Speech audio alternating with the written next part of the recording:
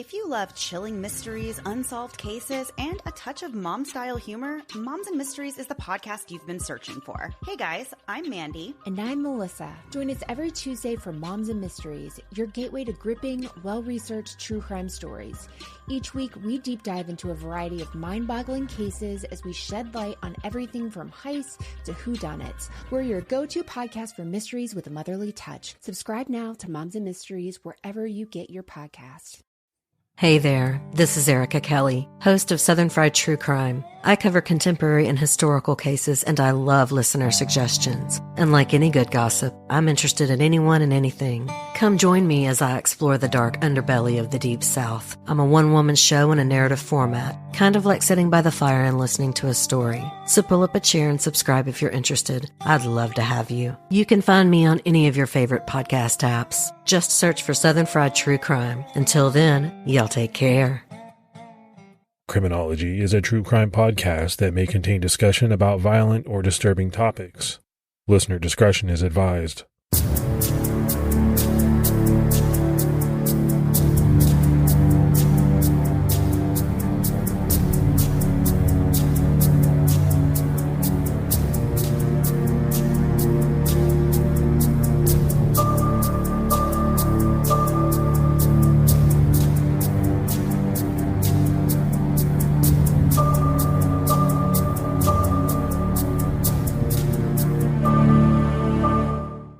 Hello, everyone, and welcome to episode 178 of the Criminology podcast. I'm Mike Ferguson.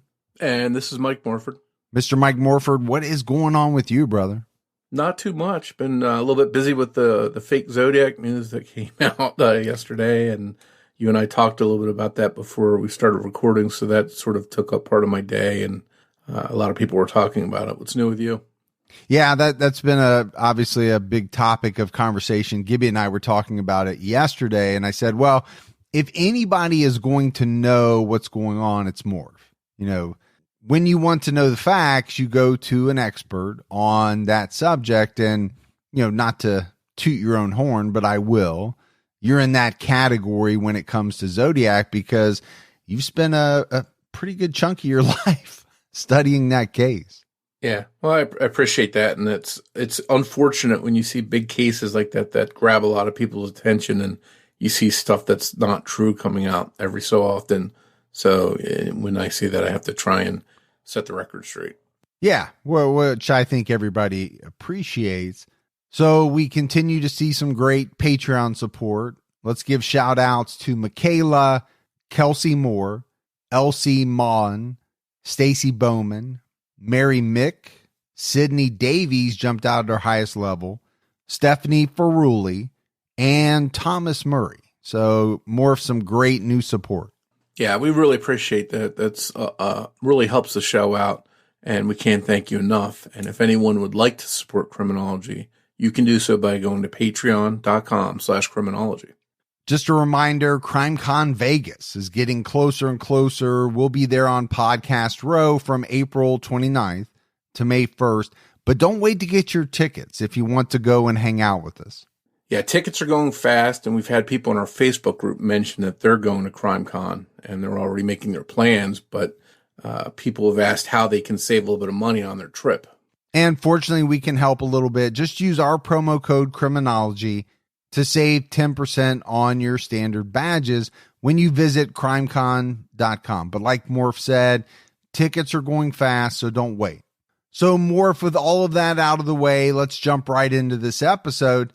A couple of episodes back, we covered the case of Gabby Petito, who has been in the news recently due to her bizarre missing persons case that turned into a murder investigation.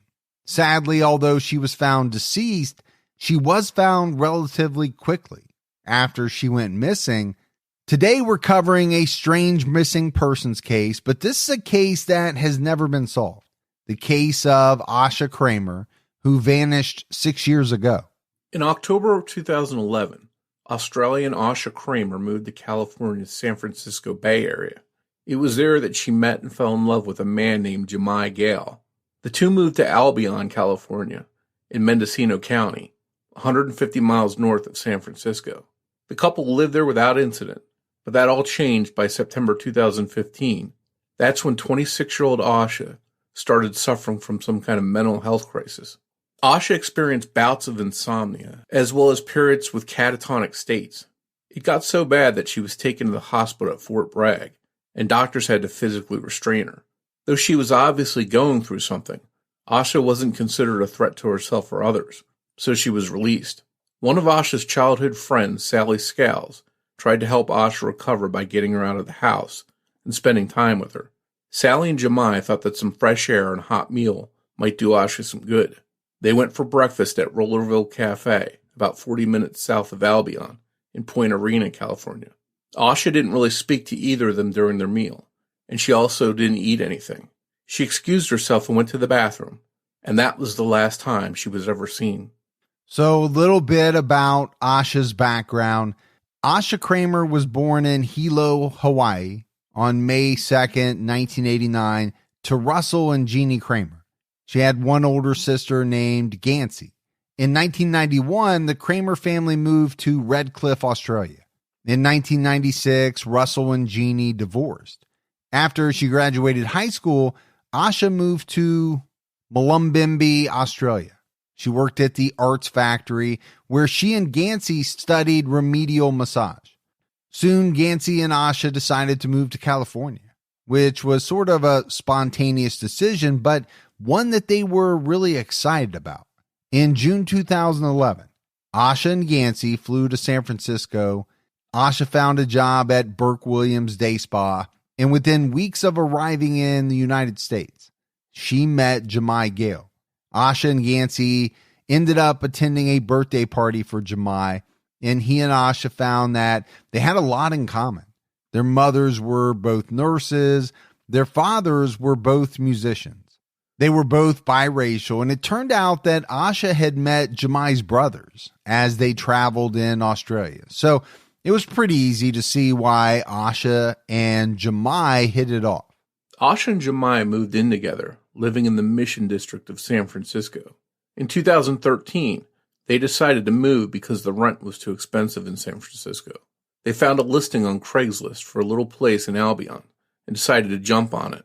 Around the time of this move, Asha's mom, Jeannie, was concerned that Asha was smoking a lot of marijuana and voiced her concerns to Asha, but she apparently brushed off her mom's worries since she wasn't doing hard drugs. As we mentioned, in September 2015, Asha started to show signs of mental illness, which she was predisposed to develop since mental illness ran on both sides of her family.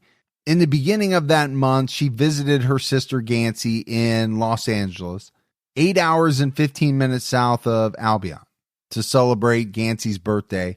On September 6th, when Jemai picked Asha up from the visit, she talked about wanting to change her life, including specifically getting a driver's license and having better relationships with the people in her life.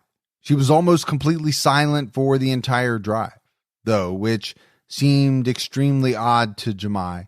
When they got back to Mendocino County, Asha seemed happy to be home. But back at home, Asha's mood remained off. Jemai had never seen Asha so despondent. She was more reserved and more quiet than she had ever been before.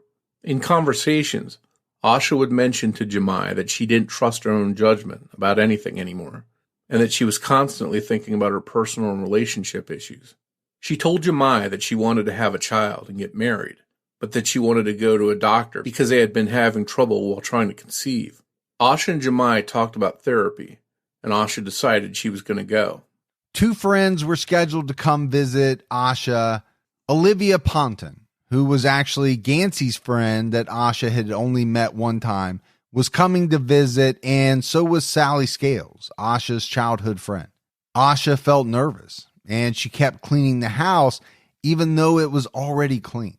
When Olivia visited, Asha still seemed depressed, and her appetite had decreased enough for Jemai to notice. Since she had returned from visiting L.A., Asha constantly woke up at 3 a.m. in the morning. She was restless and unable to go back to sleep. And this was unusual because Asha had never had sleep issues before. Asha was very nervous about Sally's upcoming visit. which confused Jemai because Asha had always described Sally as being like a sister. Asha suggested that Sally should stay in San Francisco with Jemai's mother, instead of staying with them. She said it would be more comfortable. This was also odd to Jemai, especially when taking into account that Asha had bragged about their property and how it had multiple hot tubs. She had previously invited close friends to come visit her at any time, but was now acting like the place wasn't fit for company. Jemai never really figured out why Asha didn't want Sally to stay with them. On September 16th, Jemai drove Asha to pick Sally up from San Francisco International Airport. The three had dinner at Jemai's mother's house. That evening, he talked with his mother about Asha's depression and asked that she try to talk to Asha about it. The next day, on the 17th, Jemai drove Asha and Sally to Mendocino to shop at Harvest Market for cold cuts, wine, and cheese. Asha abruptly stopped browsing the store and went and sat out in the car. Sally and Jemai talked about Asha's depressed mood. Sally wondered if Asha didn't like living so far away from the city. That night, Asha had 2 glasses of wine, but only a few mouthfuls of bread. The following day, on September 18th, Asha and Sally were sitting together in the room Sally was staying in, talking about their fathers, who had both died young, and Asha became catatonic while talking about her dad. They were also looking through old photographs, when a photo of a white house apparently triggered a bad memory for Asha. Asha got up and went downstairs. Jemai was caught off guard when he heard Asha suddenly and unexpectedly talking about a childhood trauma involving sexual abuse. Asha said she had been molested as a child, but that she made herself forget the incident. Jemai had never heard her talk about this before. It worried him to see her this upset. He told Asha that she should go talk to a doctor to help with what she was dealing with, and she agreed to go. Since it was a Friday, it would be hard to get an appointment before the weekend. Jemai and Asha arranged to go see someone on Monday. Later that night, after everyone had gone to sleep, Asha woke up and yelled, "I haven't gotten over my father's death." And she would yell incoherent, nonsensical things each night after this. The following day, on Saturday, September 19th, Asha was still acting withdrawn and quiet while visiting with Olivia and Sally. Asha wouldn't respond when people spoke to her, and Jemai felt that her body language was odd and creepy. Asha would just shrug her shoulders and swing her wrists back and forth with her fingers spread wide. Jemai asked Asha if she felt like hurting herself, and she said that she did. So he called a crisis hotline and tried to put her on the phone, but Asha wouldn't speak. Jemai was informed that his only option for her on the weekend was to take her to the emergency room, but Asha didn't want to go. Throughout the day, Jemai repeatedly checked to see if Asha would go to the emergency room, and each time she said no. So, Morf, I think based on what we know, it seems as though Jemai is trying to be a really good boyfriend. He's noticing these changes. He believes that something is wrong. He's made calls. He's tried to check on, what his best option, the best course of action is for Asha. I think the problem that a lot of people have in these situations is they want to help someone. But if that person is not receptive to the help, so in this case, going to the emergency room, well, what can you really do? Can you force someone to go to the emergency room? And I would argue that it's pretty difficult. Yeah, and I think that based on him recognizing all of that stuff that was going on had to be pretty out of the ordinary. So he spotted those warning signs, which means that to him, she was really off and needed that attention. On Sunday, September 20th, Jemai took Asha, Sally, and Olivia to Asha's favorite restaurant. Asha hardly ate anything during that meal and told Jemai that she wanted to call her mom. They didn't have cell reception or data at the time, so Jemai told Asha that as soon as they got home, she could call her mom. When they did arrive home, Jemai gave Asha the phone. She dialed 911 and quickly hung up. A dispatcher called back, but Asha wouldn't speak. Jemai asked Asha if he could take her to the emergency room. and this time she let him. Jemai explained the situation to the 911 dispatcher and then hung up. Jemai drove Asha to Mendocino Coast District Hospital.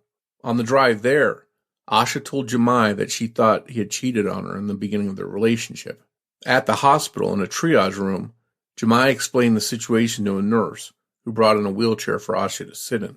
While she was being wheeled back into the emergency room, Asha suddenly stood up, stopping the wheelchair and almost falling. Jemai coaxed her into the emergency room and she walked in.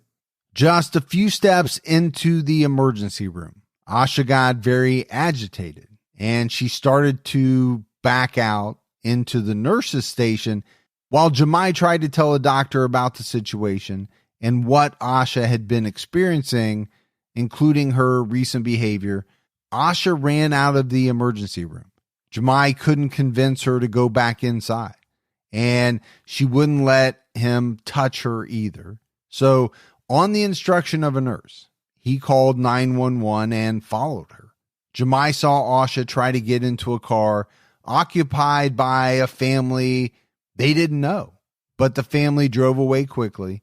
Another man saw Asha and pulled over to talk to her, and she pulled at his door handle to try to get in, but when he saw Jemai coming, he drove off. A police officer with the Fort Bragg Police Department responded to the chaotic scene, and after Jemai explained the situation, the officer tried to question Asha, but she would not or could not respond to any of the officer's questions. The officer made the decision to take Asha in on a 5150 hold, which in California is the code that allows a person to be placed into psychiatric care on an involuntary hold if they are a danger to themselves or others. The officer handcuffed Asha and took her to the hospital in the back of his squad car, with Jemai sitting next to her. At the hospital, 3 staff members, a paramedic, and 2 officers had to restrain Asha. The doctors asked Jemai for Asha's mental health history, and he told them that some of her family had manic episodes as well. The doctor asked Asha if she was seeing things or hearing things, and she responded saying that she wasn't hallucinating. The doctor privately told Jemai that he believed Asha was experiencing a psychosis and a manic bipolar episode. Asha voluntarily gave a urine sample, and an orderly noticed that it was cloudy and orange, which could indicate a urinary tract infection. Asha repeatedly tried to leave, but the orderly kept telling her to sit down, and she would for a bit. A psychiatric social worker finally arrived and asked if Asha was planning to hurt herself. Jemai informed the social worker that just before this social worker came into the room, he had asked Asha if she was planning on hurting herself, and Asha reached for a piece of nylon rope hanging from the ceiling, and he felt as if it was something the social worker should know about. Asha then started to ramble. I killed Joy, and Eddie killed Joy. Jemai chimed in, telling the social worker that Eddie was their neighbor, Laurel Eddie Pratt, and his girlfriend was Joy May Taylor, and that they were both at home, safe and unharmed. While the social worker completed paperwork, Asha started reaching for the nylon rope again. When it was time for Asha to sign the document the social worker had filled out, she simply scribbled all over the paper. Jemai was shocked and horrified at Asha's actions and behavior, and it was obvious to him that Asha was in no shape to be released. The social worker talked to Asha about 2 suicidal patients he had evaluated that day, as if to scare her about the people who would be in the psychiatric ward with her, and he asked her if she wanted to visit a psychiatric facility or get released from the 5150 hold. Asha responded, saying she didn't want to be lonely. The social worker asked an emergency room doctor to authorize a drug called Ativan for Asha, but the doctor for some reason refused to prescribe it to Asha. A nurse came into the room and gave Jemai Asha's discharge paperwork. At this point, she had not actually been evaluated, and she hadn't received any kind of treatment yet, but she was being released from 5150 hold. And Morf, this was, part of the story that really kind of stood out to me. You have a young woman who is obviously experiencing something. Exactly what it is, I don't know. I'm not a doctor. I'm not a mental health professional. But, just based on everything we've talked about, I don't think there's any doubt that she's experiencing something that at the very least she needs help with. For a police officer to take someone in on a 5150 hold, obviously that police officer saw something pretty alarming, but then it's as if she's released without really being treated at all. I just didn't understand it. Yeah, and I think it must have been very difficult for Jemai too, because as much as he cared for her and wanted to take care of her, I think having to deal with this when you're not a professional and don't know how to handle or treat it or go about making sure that she's okay, it just seems like a very stressful situation for him to have to go through to try and help her. Well, and as a boyfriend, it really seems to me as though he was trying hard. Obviously he recognized that her behavior was off. It was odd for her. And he seemed as though he was trying everything. But again, he's not a professional. He doesn't know exactly what to do. But I think you can see that he cared for her and he definitely wanted her to get help. Yeah, it doesn't seem like a case where he just threw his hands up and said, okay, I'm done with this, and just sort of ignored what was going on. He put in effort to try and see that she got some kind of help, it seems like. Yeah, absolutely. I'm not seeing a neglectful boyfriend here at all. On the drive home, Asha told Jemai that she had cheated on him and had sex with one of his friends. She also started saying once again that she killed Joy. At one point, she tried to jump out of the car while they were on Middle Ridge Road, a very dark and rural road. Needless to say, this was a very hectic and stressful ride home for Jemai. And things didn't improve when the two of them got home. Jemai offered Asha Tylenol PM to help her sleep, but she grabbed the whole bottle as though she wanted to take them all, and Jemai had to take the bottle away from her. While Jemai was cooking dinner, Asha reached into a drawer and grabbed a knife. Eddie, the neighbor that was dating Joy, that Asha had been talking about having killed, came over and smoked a cigarette and tried to talk with Asha to help her feel better, but it didn't seem to help. And Asha did not improve as the night went on. Asha wouldn't change into her pajamas or go to sleep, and Jemai ended up staying up with her all night. A few times she went out and started her car, even though she didn't have a license to drive. Jemai went outside to check on her and found her holding a candle, using it to burn a piece of paper. She turned the flame toward him, and Jemai got upset. Sally came down, and she and Jemai tried to give Asha food, chocolate, some water, anything to try to help her feel better, but she threw all of it down. On September 21st, Jemai called his mom and asked her to talk to Asha. He was desperate for any kind of help. When Jemai's mother spoke to Asha, Asha sounded upbeat, but Jemai felt she was only faking a happy tone of voice as she lied to his mother, claiming that the hospital had given her medication.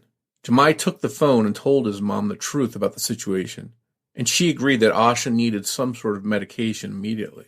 Jemai made a protein shake for Asha since she hadn't eaten much in days, but as she took a sip of it, she gave him a nasty cold stare before spitting it out. As Jemai cleaned up the mess, Asha slipped outside. When Jemai realized that Asha was gone, he raced outside and found her jacket in the middle of the street. He searched the house and the yard, but he couldn't find her.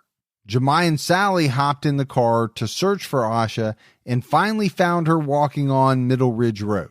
They placed Asha in the car and headed home. Just after they returned home, Asha disappeared again. And this time, Jemai found her standing behind a tree, watching them, searching for her. Sally was clearly irritated by her friend's bizarre behavior, and Jemai sensed it. So he suggested that he and Asha should walk their dogs, but Asha didn't want to. Instead, they sat on the porch. Jemai finally got Asha to talk, and he asked her why she kept running away, and she told him that she wanted to kill herself. Then she turned around and quickly ran away from him. Her sandals flew off, but she continued running on the rough gravel, as if it wasn't affecting her, wasn't hurting her bare feet at all. Jemai jumped up quickly and went after her. A while later, Asha came barreling back into the house out of breath, telling Sally and Olivia, who had come over for a visit, that she had just felt like running on a jagged gravel road with bare feet. Jemai came in behind her. Sally suggested to Jemai that they should take a drive down the coast to help calm Asha, and Jemai remembered that Asha liked to sleep in the car a lot. He decided that a drive was a good idea and figured they'd go to the clinic as soon as they returned. While Jemai was pulling away from their home, Eddie stopped to talk to them, telling Jemai, "Do not let her out of your sight." Jemai, Asha, and Sally headed south on Highway 1. It was morning, so they stopped for breakfast, hoping that Asha would eat something with their usual morning coffee. They stopped near the Point Arena Lighthouse and dined at the Rollerville Cafe. Sally talked with the waitress, but Asha didn't say anything except to order. She also didn't eat the food when it arrived at the table. At some point during their meal, an Alaskan fisherman came over and talked to them about fishing in the Arctic, and Asha started laughing very strangely. Like she was laughing and crying at the same time. When they were done eating, Sally asked the waitress where the restroom was, and when she opened the door of the restaurant to go around to the bathroom, Asha told Jemai that she was going to the bathroom too. This was sometime between 10:30 and 11 a.m. when Asha walked out the side door of the Rollerville Cafe. Thinking that Asha and Sally were in the restroom together, Jemai went out to the car. And while he was sitting there by himself, he remembered Eddie's warning. Don't let her out of your sight. So he decided to go back to the restaurant to check on her when he saw Sally walking to the car alone. Jemai frantically asked Sally where Asha was, and Sally said that she never saw Asha after she went to the bathroom. The two tried to calmly assess the situation and confirmed with each other that Asha wasn't wearing shoes, so they didn't think she could have gone far. They found her jacket on the ground on the road that leads to the Point Arena Lighthouse. Jemai and Sally searched the area near the restaurant, including the streets, the fields, and the forested areas, for almost 3 hours. Sally was getting tired, so she bought a coffee at the Rollerville Cafe before they headed back to Albion. The restaurant was close to Highway 1, so it was possible that Asha could have walked out of the Rollerville Cafe and straight to the highway, where she hitchhiked to ride north to her home in Albion. When Jemai and Sally arrived home, Asha wasn't there. Welcome to another round of Drawing Board or Miro Board. Today we talk brainstorms with UX designer Brian. Let's go. First question. You thought you'd see everyone's idea in the team brainstorm, but you've got a grand total of 1. Drawing board or Miro board? Drawing board, right? Because in Miro, the team can add ideas now or later. And with privacy mode, we can keep them anonymous until they're good to share. Correct. Next, you need the best way to explain your idea, but all you have is a few sticky notes. Drawing board or Miro board? Drawing board, because, in Miro, I could record videos, add text, images, links, and digital sticky notes, of course, present my thoughts the way I want. Right again. Now, you're looking for a past idea you thought was just genius. Only you could find... Oh, there it is. Drawing board or... Miro. All our finished and unfinished work lives in one place. And he's won. Join over 60 million people getting ideas noticed in Miro Brainstorms. Get your first 3 boards for free at Miro.com. That's Miro.com. This podcast is sponsored by Talkspace. You know when you're really stressed or not feeling so great about your life or about yourself? Talking to someone who understands can really help. But who is that person? How do you find them? Where do you even start? Talkspace. Talkspace makes it easy to get the support you need. With Talkspace, you can go online, answer a few questions about your preferences, and be matched with a therapist. And because you'll meet your therapist online, you don't have to take time off work or arrange childcare. You'll meet on your schedule, whenever you feel most at ease. If you're depressed, stressed, struggling with a relationship, or if you want some counseling for you and your partner, or just need a little extra one-on-one support, Talkspace is here for you. Plus, Talkspace works with most major insurers, and most insured members only pay a $25 copay or less. No insurance, no problem. Now get $80 off your first month with promo code SPACE80 when you go to Talkspace.com. Match with a licensed therapist today at Talkspace.com. Save $80 with code SPACE80 at Talkspace.com. Sally stayed at the house in Albion to wait for Asha in case she came home, and Jemai headed back down to Point Arena to search for her. On his way, he called 911 to report Asha missing. Jemai parked at the Point Arena Lighthouse, and for around 2 hours, he searched between the Point Arena Lighthouse and the Rollerville Cafe. A Mendocino County Sheriff's deputy was also searching the area for Asha after Jemai's 911 call, but there was no sign of Asha anywhere. There was also nothing to point out which way she had headed once she walked out of the side door of the Rollerville Cafe. After Jemai returned to Albion, and Sally confirmed that Asha had still not come home. He used the Find My Phone app and saw that Asha's phone was near their property somewhere, but they were unable to find it. On September 23rd, 2 days after Asha disappeared, Jemai found her iPhone in some bushes on their property, but he believed that Asha had dropped it there before she vanished. A dishwasher at the Rollerville Cafe came forward and stated that he believed he saw Asha talking on her cell phone on the day she went missing. So I think, Morf, based on that, there's only two options.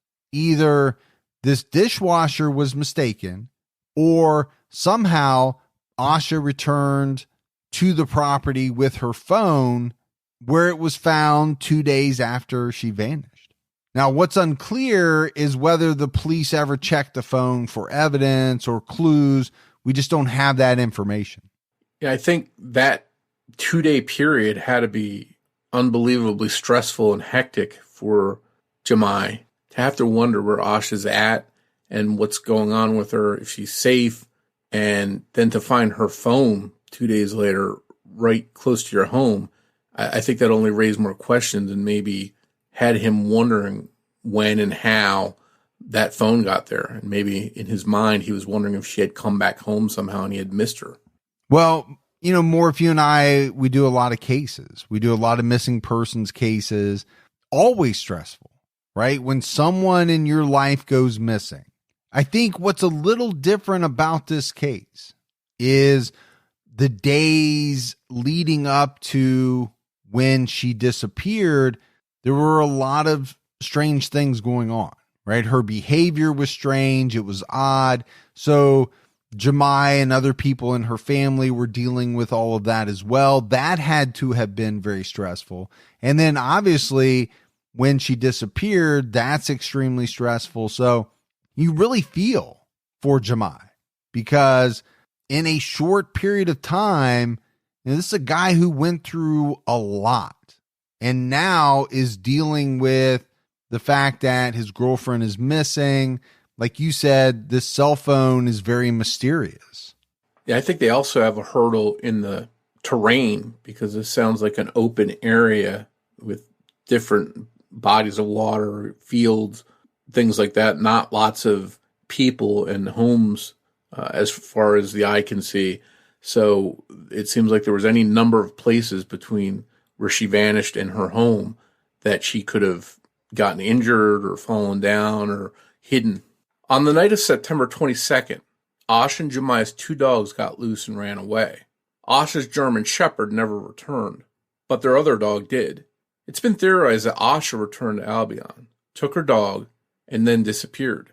But Jemai believes this is impossible because the neighbors in the area have security cameras that caught Asha's dog running away. So they would have likely caught Asha returning to her home as well. While police were on the lookout for Asha, Jemai continued to search for her as well, creating missing persons flyers with her photo and information on them, and handing them out along Highway 1. Asha's friends and family, Asha's mother and Jemai's mother, all arrived in Albion to search for Asha. Jemai's mom picked up Asha's mom, Jeannie, from the airport in San Francisco, less than 48 hours after Asha had gone missing. They didn't waste any time making plans on how to help in the search for Asha. On September 24th, Eddie, the neighbor, came over and told Jemai that the morning Asha disappeared, before they left for the Rollerville Cafe, he had found Asha trying to get into a trailer on his property. He said she made a series of confessions to him, including that Jemai beat their German Shepherd dog and that she had killed Joy, his girlfriend, who, as we've already mentioned, was very much alive.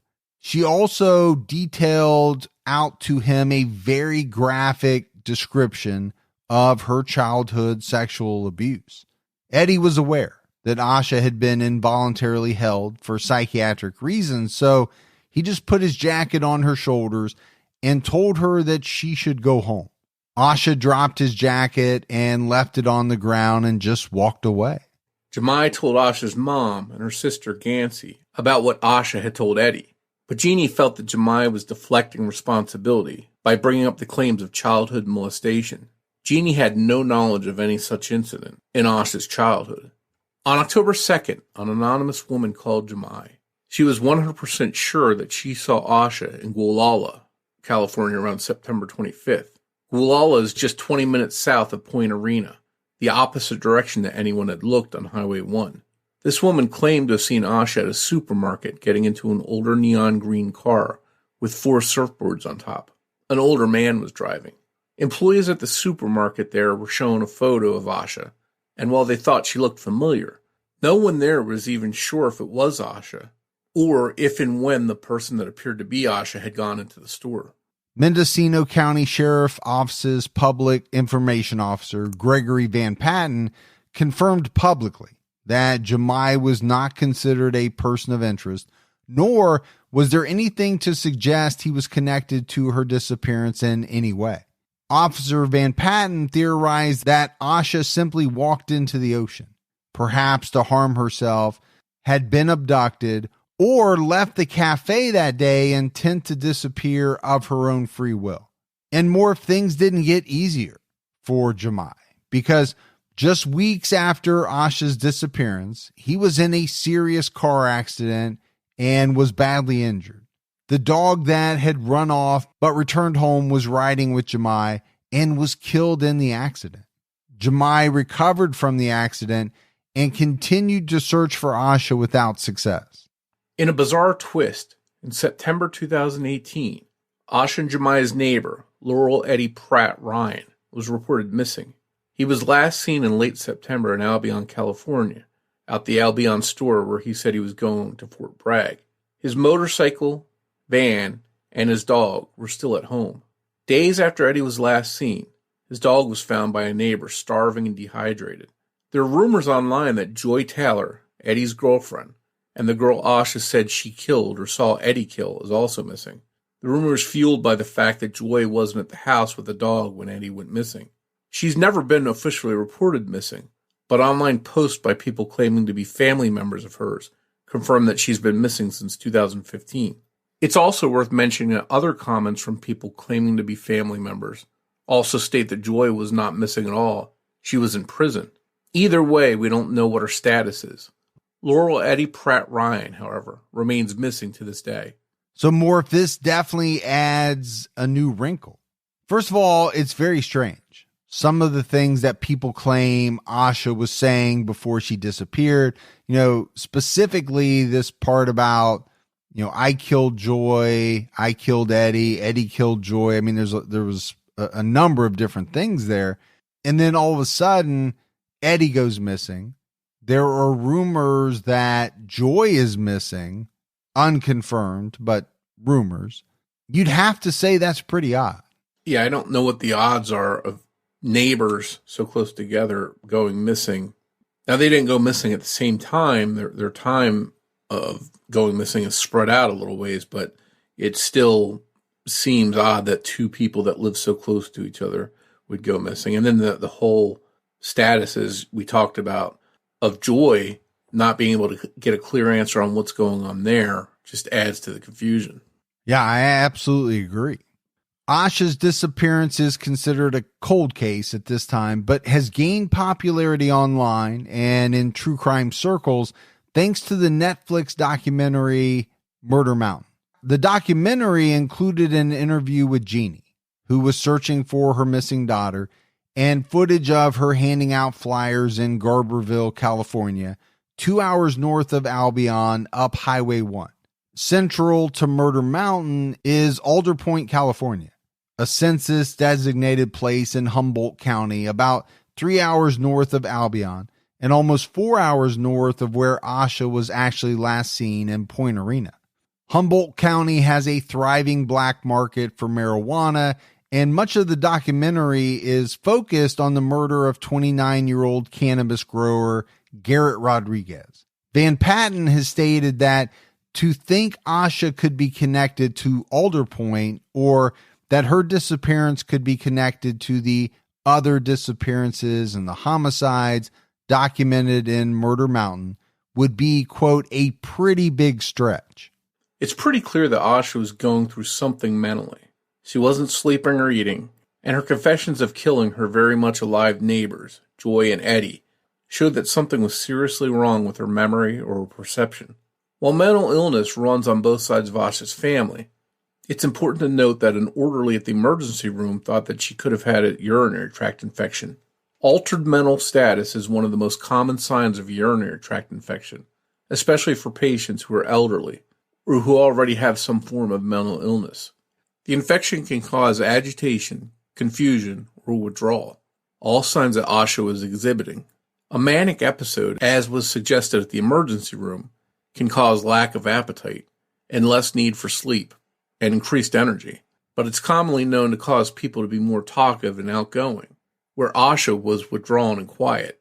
A manic episode is not in itself psychosis, but it can trigger psychotic episodes, and if someone gets to the point of psychosis, they should not be released from the psychiatric hold.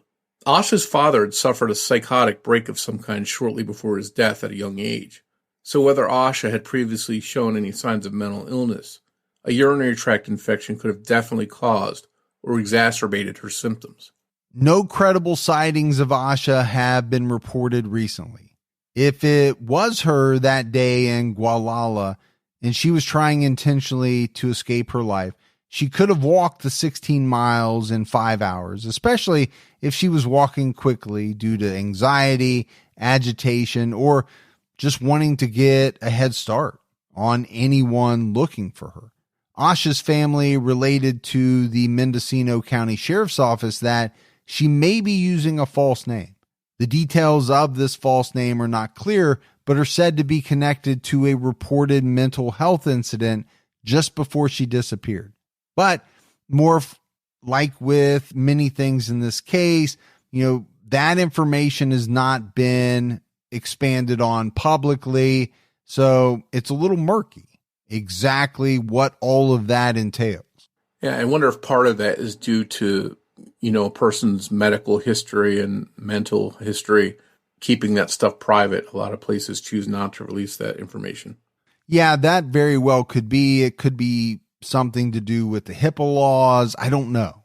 If Asha didn't intentionally walk away, but rather had a psychotic break, where is she?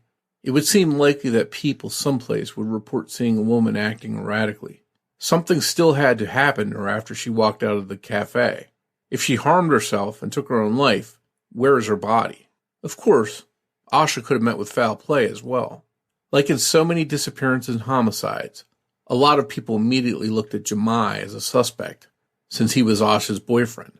It's been reported that the relationship between Jemai and Asha's mom, Jeannie Kreimer, was strained, and Jeannie has openly stated that Jemai was abusive towards Asha, although Jeannie doesn't suspect, at least publicly, that Jemai was involved in her disappearance, but rather his behavior and treatment toward her daughter contributed to her voluntarily leaving while she was vulnerable.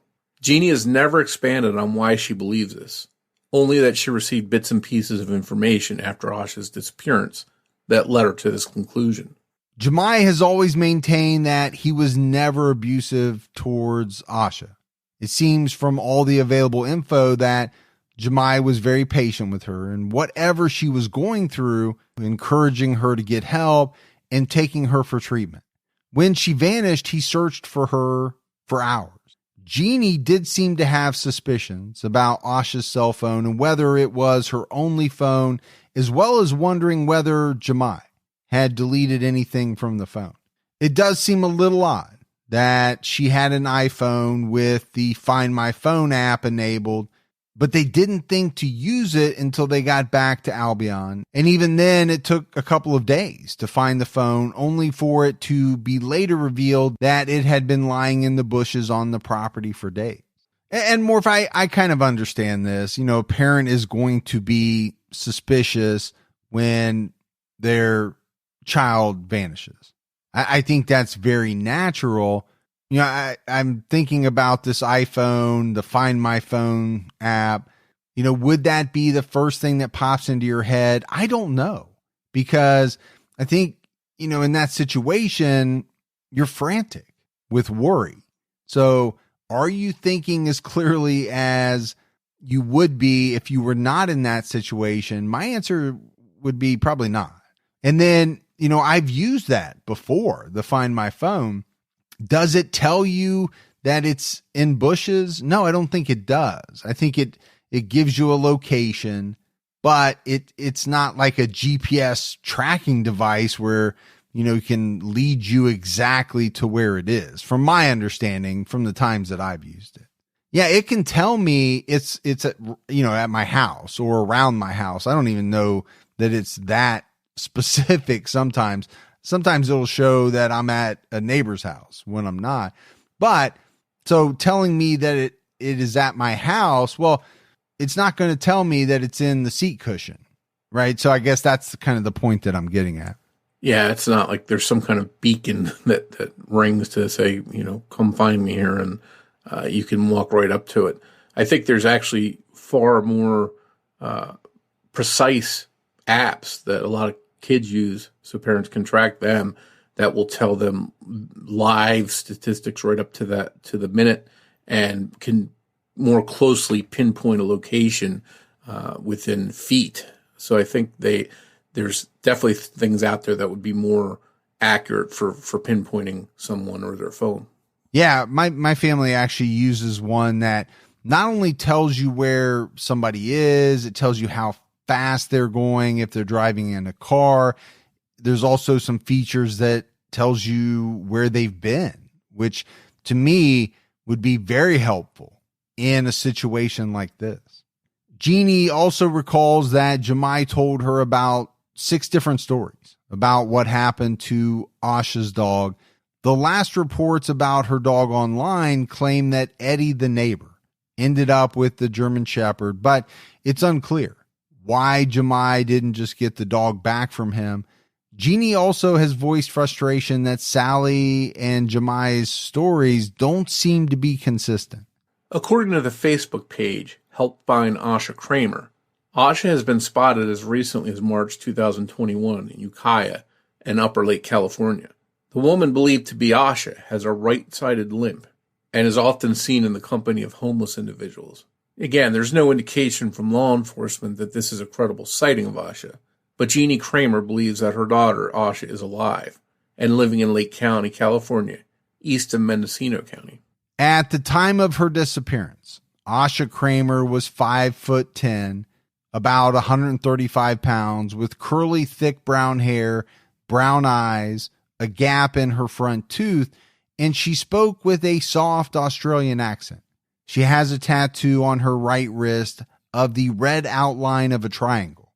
If you have any information about the disappearance of Asha Kreimer or her current whereabouts, please contact the Mendocino County Sheriff's Office at 707-463-4611 and be sure to reference case number 2015-23867.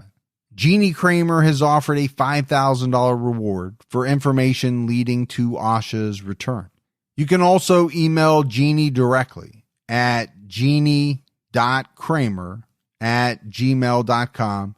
She and the Help Find Asha Kreimer Facebook page take protecting their tipsters and sources' identities seriously. So Morf, as we wrap up this episode on Asha Kreimer, obviously there's a lot of mystery to her disappearance.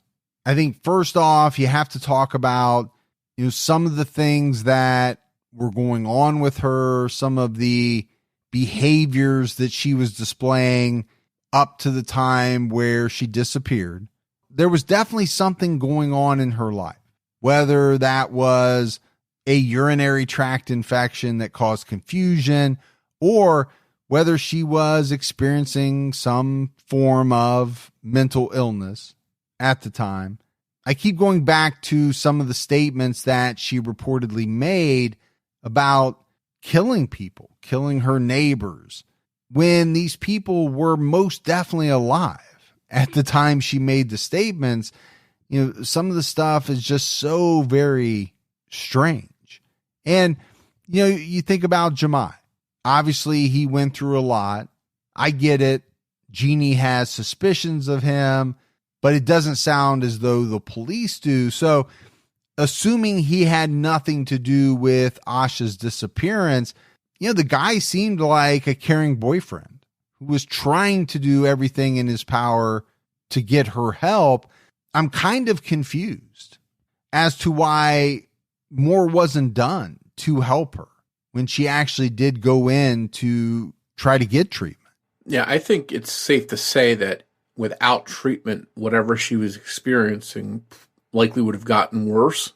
And wherever she was, if she was alive out there someplace, it seems to me very likely that someone would have called the police or called some kind of medical personnel to get her help, because I think that mental illness or whatever she was suffering, that breakdown, would have been very visible to someone. So I wonder if it's possible that somehow, some way, she was taken into custody at some point and is in a hospital someplace, and they just haven't identified her.